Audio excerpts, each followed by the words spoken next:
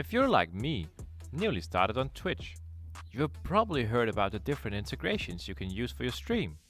StreamElements and Streamlabs are among the top integrations out there and lets you control a bunch of cool stuff.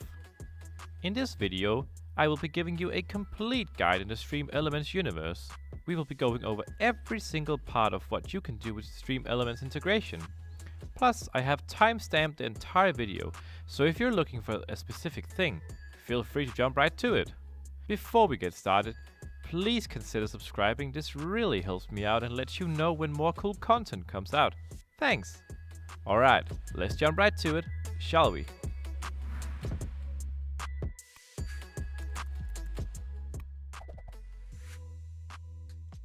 The first question should always be, what's StreamElements?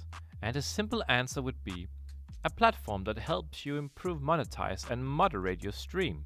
It's a cloud solution where you can set up everything from alerts, overlay, chat commands and so much more. StreamElements has really gained traction lately and has become widely adopted by many huge streamers out there, such as Danu, Harris Heller and Tim the Tatman.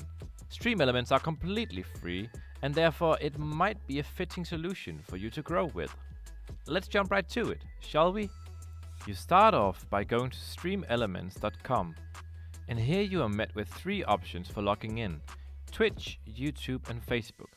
As of now, the three largest streaming platforms out there. Let's use Twitch as login. When you have authorized StreamElements, you will be inside your personal StreamElements portal. Here you are met by the dashboard, where you can get a quick overview of everything going on at the moment. This will automatically update every time you go live. At the top you see new followers, tips, hosts and rates from a specific period. In the graph section you get a much more detailed look on a monthly basis, so you can really see how your channel grows over time. On the bottom you have an activity feed. This is updated real time every time you go live. Here you get a nice clean overview of every event going on in your stream, such as rates, new followers and so on. On the left you have options for changing the stream title and the game title. Not much to say about the next thing, it's the activity feed. It's a larger view of what you saw on the dashboard. Here it might just be a bit easier to follow along as events pop up in your stream. But the dashboard and the activity feed won't be something you're using a lot. This is because StreamElements have created a variation of OBS, where all of the important stuff are integrated to your OBS view. So instead of opening the regular OBS, we will be using OBS Live. So go ahead and download and install that. So once you have installed OBS Live, go ahead and open it up. And now you will be met with the OBS view that you probably already know. The cool thing is that now you have the ability to make StreamElements docs inside of OBS, where you can track everything going on while you're live. If you don't see the StreamElements docs, simply go to the StreamElements tab at the top. Under the OBS Live docs, you can choose the docs you want. Let's head back to StreamElements and focus on the alerts and overlays. This is probably where you'll be spending a lot of time, since this is where you get to customize the look of your stream. Let's start by going to My Overlays. Here you will be presented with the option to create a new overlay, import from other channels, or take the setup guide. Go ahead and press Create New Overlay. Now you get to choose the overlay resolution. There are different ways to proceed with this, but a good practice is by choosing the same resolution as the monitor you are using for your stream. If it is 1080p, choose that. Mine is 1440p, so I'll be choosing that. You're now welcomed, and ask whether or not you want to take a guided tour. Go ahead and do that if that's something you want to, but for now, I will be skipping it and pressing maybe later. Welcome to the StreamElements Overlay Editor. This is where all the magic happens. From the top you have the name of the overlay. You can go ahead and change that into something more fitting, like alerts. On the right top you have options for support, session data, which we won't be going over in this tutorial, and chances are that you really don't need to focus on it. Next we have the overlay URL. You need this to copy the overlay into OBS. Next there's Preview and Save. Over to the left, you have the overview of all the widgets you have placed in your overlay. But there's nothing here yet, so go ahead and press the large plus button in the bottom. Now you're presented with categories. StreamElements gives you a lot of widgets by default. Let's for example hover over the alerts and choose Alert Box. Now you have a complete setup of alerts on your overlay that will pop up every time a new event happens. Look to the overview again. Here you now see that you now have layers where each widget you place in this overlay will be shown. Since you just added the alert box, it is already chosen to open the Settings tab, and therefore you can see the different alerts you have enabled. If there are some alerts you want to not show up yet, let's say that you're not an affiliate or partner yet, you can go ahead and disable that alert simply by unchecking that specific alert. You can fiddle around with the alerts by pressing the cogwheel of each alert and customize it to your needs. Press the cogwheel next to the follow alert, and now you can customize everything about this specific alert. If you have customized graphics or sounds, you can upload them to StreamElements and simply change them for this specific alert. You can also edit the volume of the video and the sound. You can change the layout of the alert simply by pressing one of the layout options. But before that, it's probably a good idea to get a visual representation of the alert. So go ahead and press the Emulate button on the bottom center of your screen and hit the follow event. An alert now pops up, and you can now see and hear how your alert will react to a new follow event. Try and change the layout to either a row or text over image and emulate a new follow event. Next, let's change the text for the alert. If you pay close attention, you'll see that there are these brackets covering up the word name. This means that this is a variable provided by StreamElements that dynamically changes based on who just started following you. Let's say Joe just started following you, name and the brackets would be changed into Joe. Next we have the alert duration, where you can change for how long you want the alert to be visible in seconds. And under that, you have the option to customize the alert with CSS. StreamElements gives you the power to customize and create a lot on the platform if you know HTML, CSS and JavaScript. But it is by no means necessary to know these languages for you to be able to customize your overlays. Next, go ahead and open up the variation settings. Here you're able to create variations of your alerts. If, let's say, someone donates over $20 to you, the alert can be changed into something else than what would happen if the donation were below $20. This is a good way to really create powerful events when something that might be a bit more rare happens. TTS settings are your text-to-speech settings, and this is where you can enable or disable this feature. For this specific alert, by default it is turned off, and let's keep it that way. Next we have the text settings. Here you can customize font sizes, letter spacing and so much more. It's a good idea to find a more customized font to really help you build that brand of yours. The last thing you can fiddle with are the animation settings. StreamElements provides a lot of animations for your alerts, whether it's enter animations or exit animations. It's all here. Go ahead and change the enter animations to fade in and set the duration to 4 seconds. If you now emulate a follow event, you'll now see that it slowly fades in. Let's close the follow alert and head back to the overview of which alerts we have. At the bottom of the alert box overview, we have a position, size and styles tab. Here you can change where your alert should be placed and also the opacity of the alerts. Let's say that you want your alert to be a bit transparent. This is where you do it. Go ahead and press the center widget button, and your alert box will now be sent to the center of the overlay.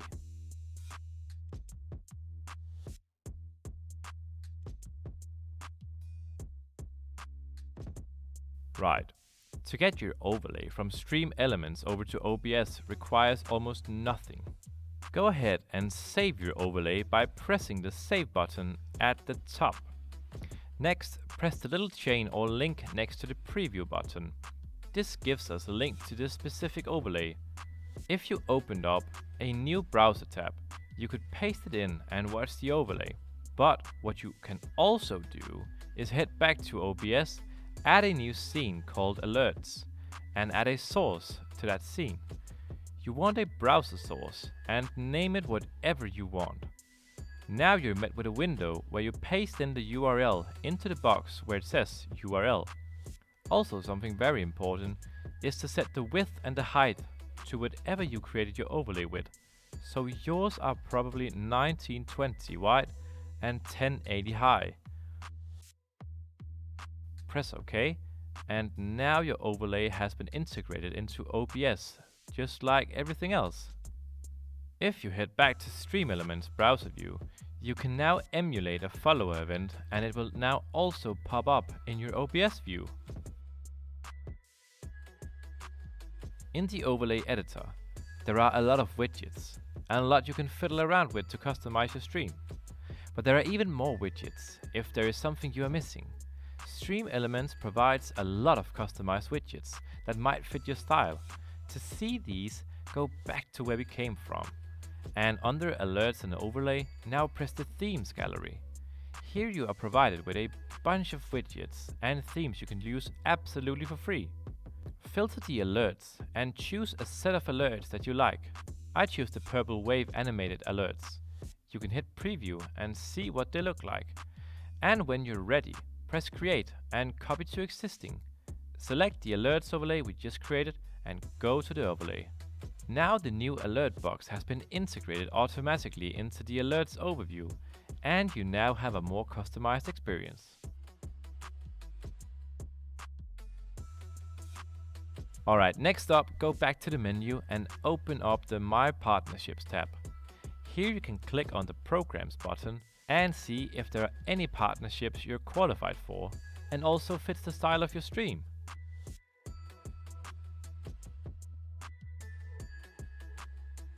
The next thing we will be going over are the Revenue tab. Here you get options for setting up a tipping/donation page. If you press the tipping settings, you'll be met with some information you need to fill in, such as PayPal. Choose a tipping banner to customize your tipping page. And lastly, you get your link to the tipping page you can tell your audience about. When you've done that, you're ready to receive donations. Next we have Revenue History.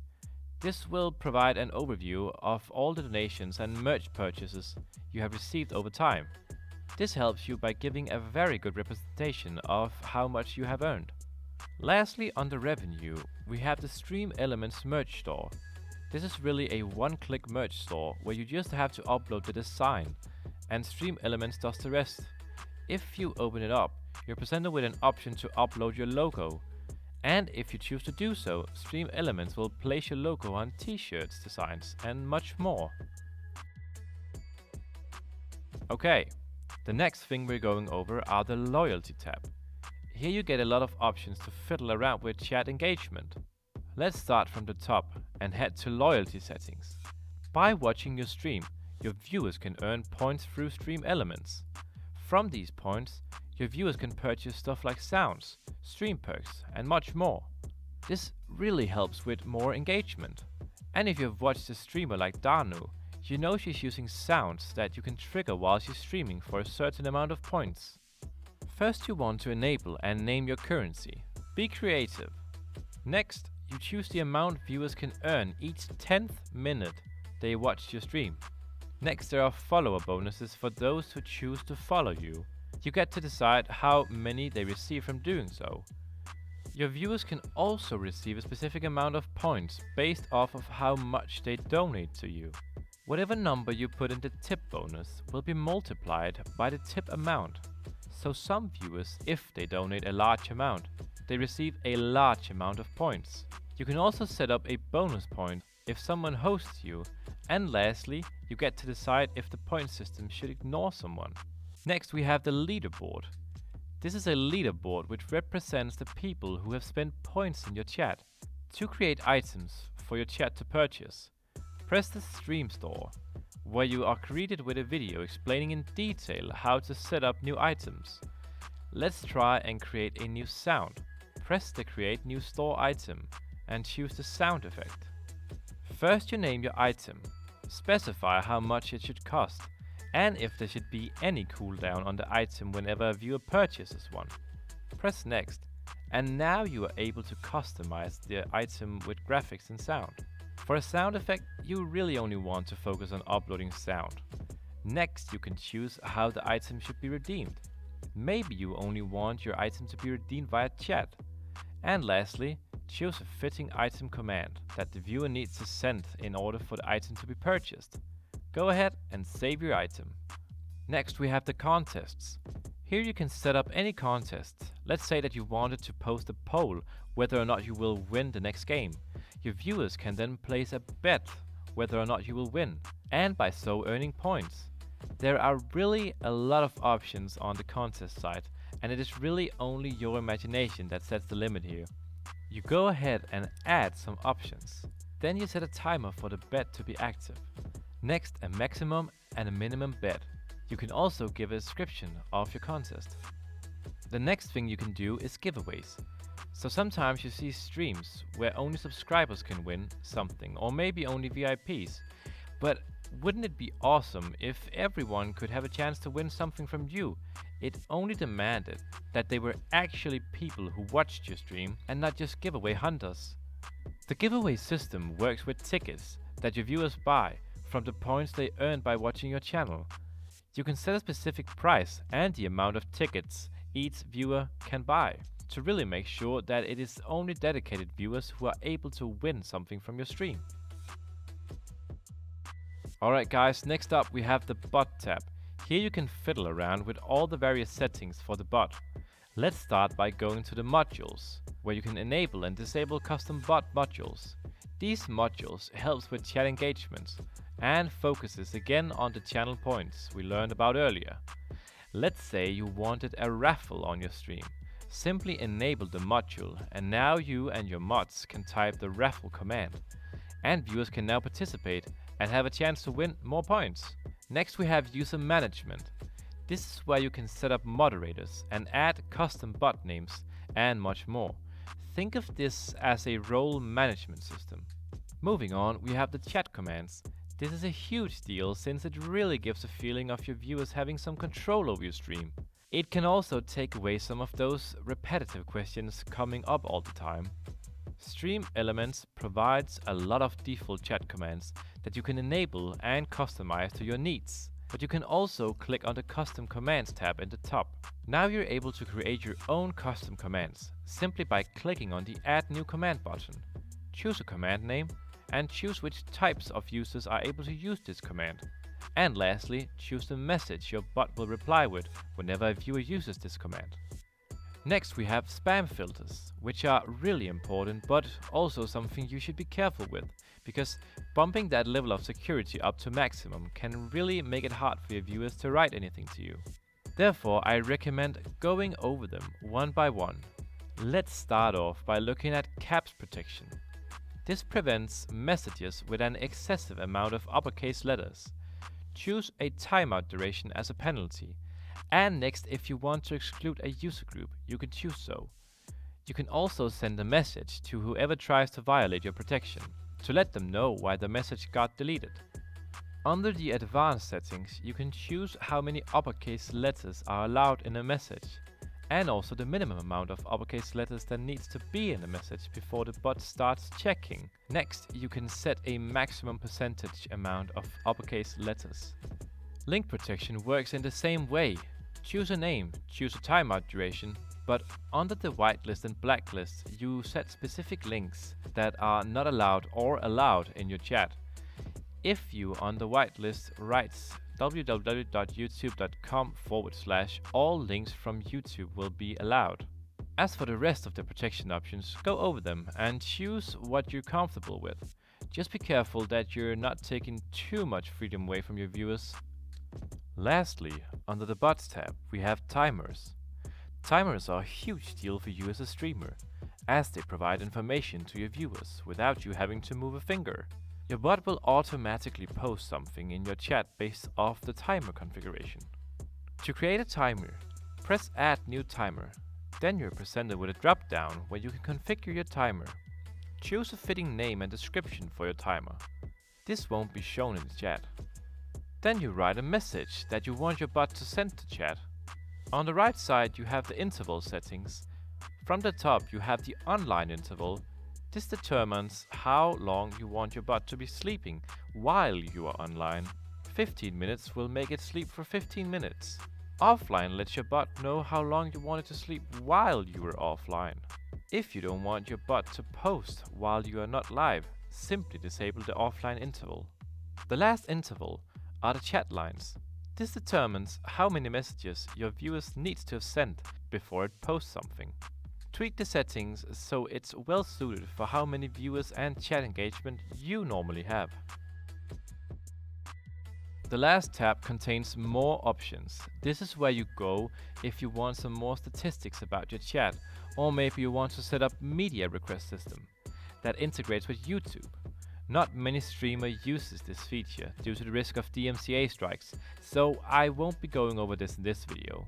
On your profile page, you can set social links, choose a profile title, upload images, and then your viewers can watch your stream through the custom StreamElements view.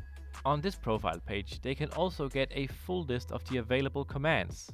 The last thing are social media integrations. Right now, StreamElements doesn't really have any besides Twitter. Whenever you tweet something new, it will be shown in your chat when you are live. More integrations will arrive soon. Right, that was the complete 2021 StreamElements guide. We've covered almost everything inside of StreamElements platform. I really hope you liked this, and I hope that you learned something from this. 2021 should be the year where you reach all of your streaming goals, and StreamElements will be your loyal partner on that journey. Let me know in the comments what integrations you are using, and let's share some knowledge. Okay guys, until I see you next time, take care and bye bye!